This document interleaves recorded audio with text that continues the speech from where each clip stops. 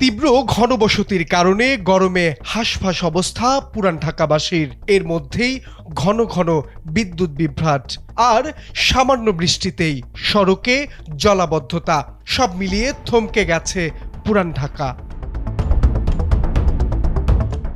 অসহনীয় গরমে অতিষ্ঠ মানুষ। যখন বাইরে বেরোতে যাবেন তখনও বিপত্তি। সামান্য বৃষ্টিতেই সড়কে সৃষ্টি হচ্ছে জলাবদ্ধতা। কোথাও হাঁটু পানি, কোথাও বন্ধ হয়ে যাচ্ছে যান চলাচল।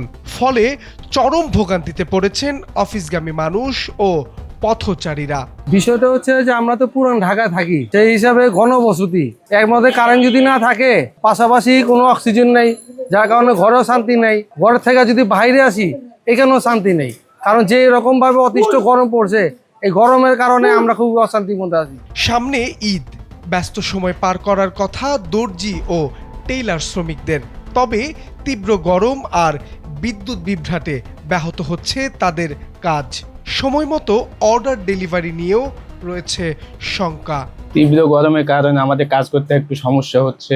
বিদ্যুৎ না থাকার কারণে স্টাফরা কাজ করতে পারতেছে না গরমের কারণে। সারা বছর তো আমাদের এমনি কাজ কম থাকে, এখন সিজন বাজার আসছে, কিছু কাজ করবো, এই সময় যদি লোডশেডিং দিই তাহলে তো আমাদের বিরাট ক্ষতি হয়ে যাবে। অতিরিক্ত গরমের প্রভাব পড়েছে মানুষের স্বাস্থ্যের ওপর।